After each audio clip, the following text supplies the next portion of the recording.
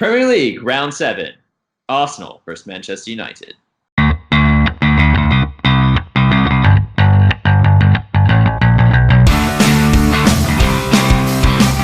Hello and welcome back to Very Biased Opinions. It is Premier League predictions time once again. It is week number 7. We are, as always, in association with GRANDSTAND Bettors. Please do go and check those guys out. And also, before we start, can you please give this video a like? It helps us out so much. And if you haven't done so already, please subscribe to the channel and hit the notify bell so you don't miss out on any future videos. Tom, you won predictions again last week. Well done to you. I don't know how you're doing it, but you had a super Saturday, an indifferent Sunday, but a super Saturday nonetheless. I will give you the honour of leading us in with the opening game. Sheffield United versus Liverpool. So Sheffield United had one of the games, of the results, I should say, of the weekend last weekend with Chrissy Wilder's boys beating Everton. But this side, from playing the other side of Merseyside, is a totally different proposition. Liverpool are pretty unstoppable. I think they've made it 14 or 15 straight league wins. Whew! And you can't see them going to Bramall Lane and leaving with anything other than 3 points. This is going to be Sheffield United 1, Liverpool 3. Yeah, Sheffield United have had a good run of it recently. I predicted that Everton result to the T. You did. Well done. Well done. But this is where it ends for them on that winning run, unfortunately. Liverpool are too strong. This club is just ridiculous. I got Liverpool beating Sheffield United 2-0. That's good, but I forgot to mention that I do like Chris Wilder, and here's a picture of him falling over when Oxford won the playoff final. Aston Villa versus Burnley. Well, Billy. You really, do you think that they, specifically went to FIFA and went, we hate VAR, we don't want VAR, get rid of VAR, and as such, they're being punished for it? Or it feels like every week there's a mistake in a Villa match where they don't get a penalty or somebody's been sent off or, a goal isn't given when it should be. They're coming up against the Burnley side who've been good this year. They won 2-0 midweek. Was it Brighton? It's Brighton? Played Norwich. That was a big result for them. But I think Villa are finally going to get a win here. I don't know what it is. I never back the little guy, and I feel like the little guy can do it here, whereas Burnley, if they lose this game, it's no skin off their back. They're pretty much going through the league on autopilot, so I've got Villa 2, Burnley 1.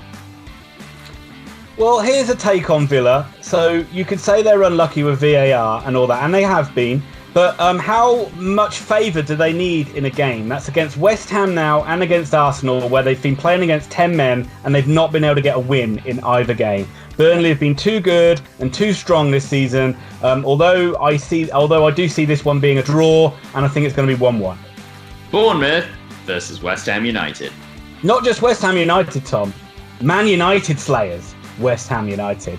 We will get on to how bad Man United were later on, because they were pretty bad. But West Ham have been really good, and Bournemouth got a good win as well. Both of these sides are in pretty good form. I see it being an entertaining game.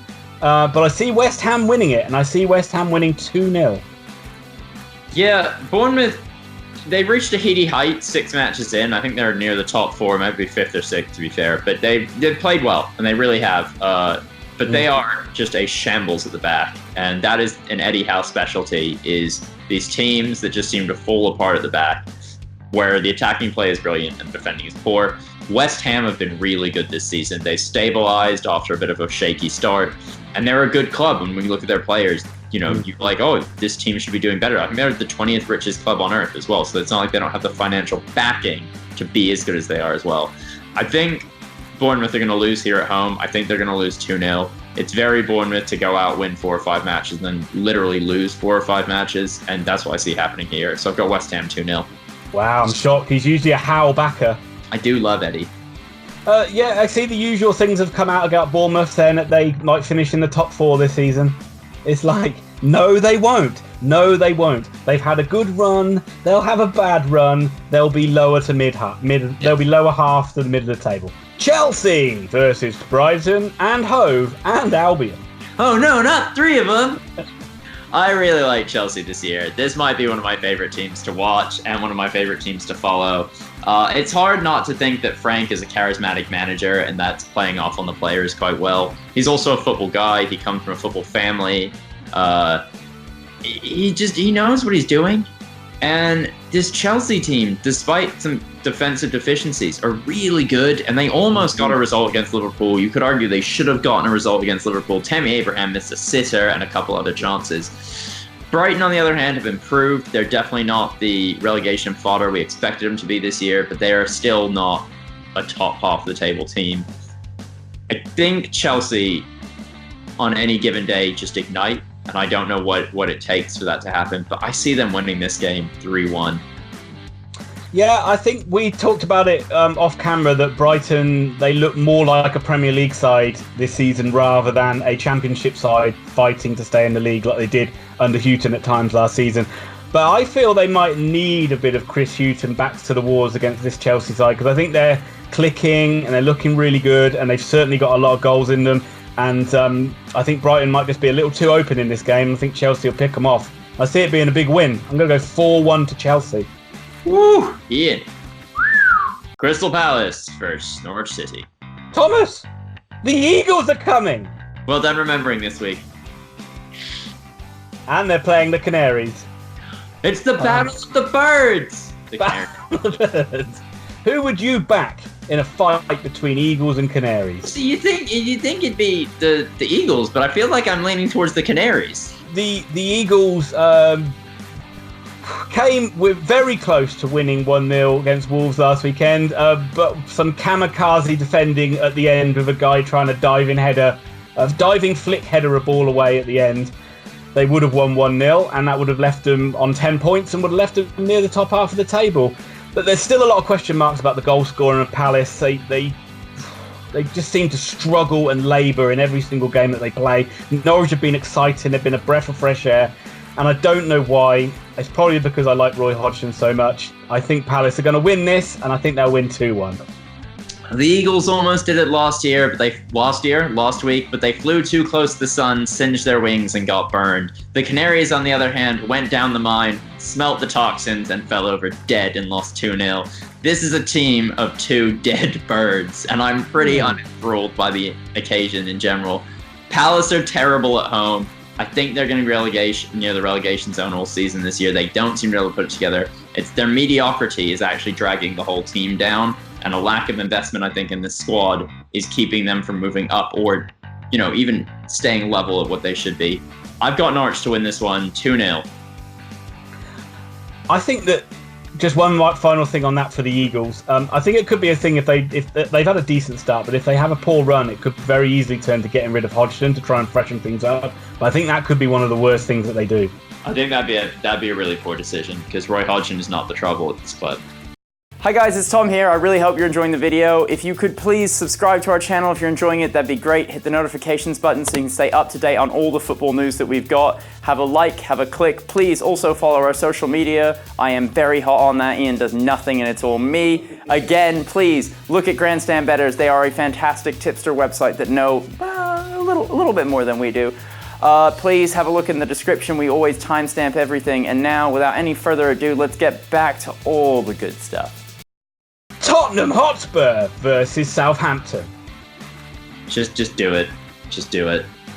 There was a robbery last week. I need to report a robbery, and poor old King Ralph was robbed.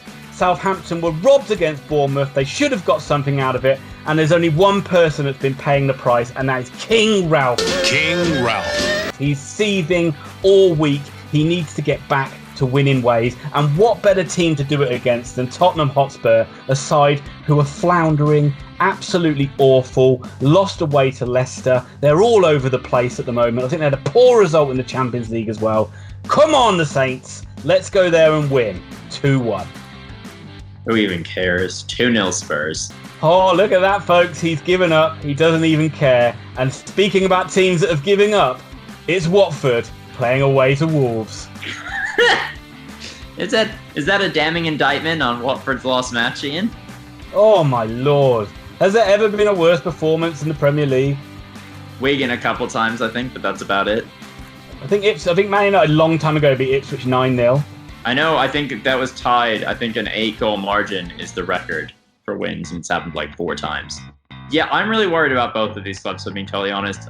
Wolves have now shed the I'm tired because it's the Europa League and seem to just be going into the we can't be bothered playing football this season, which is really bad considering the amount of full internationals they have with international honors. It's not like they've got a bunch of, no offense, like Nigerian players or a bunch of players from like Japan, China. Yeah. These are established Premier League European stars, and this club does not seem interested. The spirit is waning. I think he's got pneumonia or something. I don't know what's happening. At the same time, Watford, I would describe Man United as days of our lives, so I don't really know what Watford would count as, some other soap opera, but like they seem more interested in headlines than they do building a good team. I'm going to go against what I think Ian's going to go with. I've got Watford winning this 2-0. You've got Watford winning? Oh my God. Tom, they gave up. No. They played Man City. It wasn't the fact they lost 8-0, because it can happen, because City are incredible. But they were 5-0 up after like 20 minutes. They clearly they gave up. They didn't try. That is as bad a performance, bad an indictment on a team as you can possibly give. This is where Wolves get their season back on track, and it's another hammering for Watford, I'm afraid. This is going to be Wolves 4, Watford 0. How many times have we said this is where Wolves get their season on track, and the next week we come in and we're just like... Just once, my friend, and that's this weekend. That's happened once, and I'm right. Leicester City versus Newcastle United. Oh my word, Steve Bruce just goes from strength to strength, in my opinion, doesn't he? When is everybody going to get on board this bandwagon and start giving Steve Bruce a chance? He backs up a brilliant performance against Liverpool where they narrowly lost with a hard-fought battling 0-0 draw against Brighton. You tell me there's not many teams that are going to be able to do that against Brighton this season. This is a wonderful manager. I'm fully convinced now that he is the second coming of Kevin Keegan. I will love it. You need to make some space outside St James's Park. There's going to be a new statue coming there in a few years' time. This is Newcastle all the way.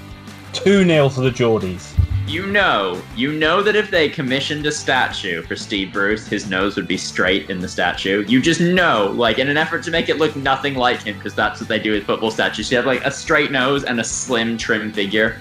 Is that why Ronaldo looked like Niall Quinn? Yes, exactly. They have to find basically the opposite of the person they're trying to do and do that. I wonder if Niall Quinn's got a statue somewhere that looks like Ronaldo.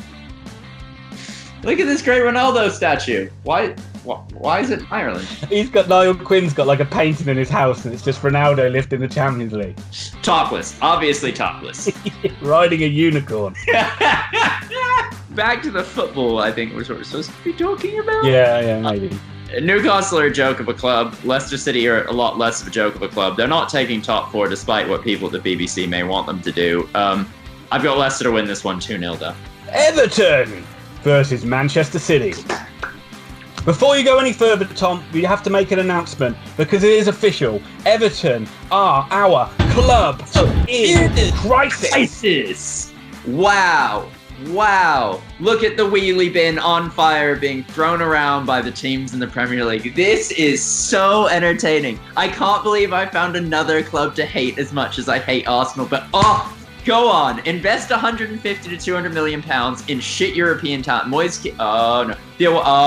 None of your players are any good. Sell your best defensive midfielder for 18 million to PSG and claim it's a good deal. You guys are idiots. This club is a raging wheelie bin being kicked by every team in the league, and this week they're going to be kicked by Man City. 5-0 to Premier League's reigning champions. When Marco Silva ended the game against Sheffield United and they lost 2-0, I bet he thought, we need to get back to winning ways. Who we got next? Oh my God, we've got Manchester City. This is not a side you want to face if you are fighting for your job, which is what Marco Silva is. Let's face it, he is bang under pressure. This could very well be his last game because he ain't winning this one. He's not getting close. Manchester City are going to win by 4-0. But Thomas, we've had enough of talking about all these games on the undercard because it's time for the main event. Arsenal versus Manchester United. So we'll get to Manchester, or what my opinion is of Manchester United, very soon. But Tom, as you are your club and your boys, you lead the way. I mean, this is great because I can rant on two different fronts. We can start with the raging dumpster fire that is Arsenal. They're not just a wheelie bin. They're a dumpster fire running out of control down a San Francisco fucking hill. But Man United, I mean, my God, what are they? They're days of our lives. It's so dramatic and over the top that nothing really matters. They lost to West Ham last week. I mean, it was garbage. It's absolute garbage. And the people, like, United fans need to realize it's not just Ed Woodward that needs to be out. Ole Gunnar Solskjaer cannot do the job. If he was even half decent at his job, there'd be better results coming right now. Marcus Rashford has not improved in any way. He's the same player he was 3 years ago. He's enigmatic, he's mercurial, but he is not the answer to our problems. Mason Greenwood is also not the answer to our problems. This club has not invested in youth correctly. It's not invested in the club correctly. Talk about cutting all the dead wood loose. They didn't cut most of it loose till the Premier League window was already closed, and they then got rid of Lukaku and Sanchez. Like, it has been really poorly managed on the football side. How a director of football is not in charge yet is beyond me. This is not a club that's going to do well. They've won, 4 games since they beat PSG? And that was almost... Exactly. The away record's even worse. It's diabolical. The only thing that gives Man United any chance this week is the horrendous dumpster fire that is Arsenal, with Socrates and David Luiz at the back doing their absolute best to lose every football match they can. If David Luiz doesn't give away a penalty a week, he feels he's done something wrong.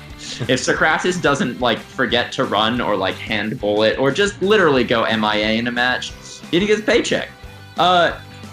This is going to be a very entertaining 2-2 draw. You're not going for a Man United win?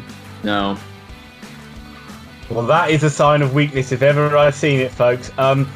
It doesn't seem right to keep going on about Solskjaer, because this Man United side, things are so bad there at the moment. I can't remember a time when they've honestly been as bad as they are now. I think Solskjaer's very lucky he's got mates in the media, because if this was any other manager, they would be slaughtering him and giving him so much abuse. But Man United, they love to dilly-dally. They love to take their time over any decision they make. So I can't see Solskjaer going anywhere for a few weeks, and it's going to keep getting worse and worse and worse. The performance against West Ham was not only tepid. They just looked so toothless. They didn't even look like a Premier League side, which is an awful thing to say. So how can they possibly go to Arsenal and get absolutely anything? They're not going to get anything, Tom. This is an Arsenal side that are full of energy, that are full of fight, that are full of desire. You've got people like Socrates throwing their body on the line to try and prevent Villa from getting the equaliser. You've got fluid attacking play. Whew. Hold on to your hats, folks. This is going to be Arsenal 4, Manchester United 0. Manchester United have no attacking players. The only one they had was Rashford. He's injured, although he wasn't looking that good anyway. I miss the days where you'd predict Man United to lose every week and be wrong. Those were better days. Okay, folks, that will do it for this week. We thank you again for watching. We hope you enjoyed the video. Give us a load of comments. Give us a thumbs up. Subscribe to the channel. And as always, go and check out GRANDSTAND Bettors. They're a fantastic tipster website. If you want to win some money, go over and check them out. And Thomas, do you want to say the line and see us out? If you're looking for detailed football analysis, probably in the wrong place.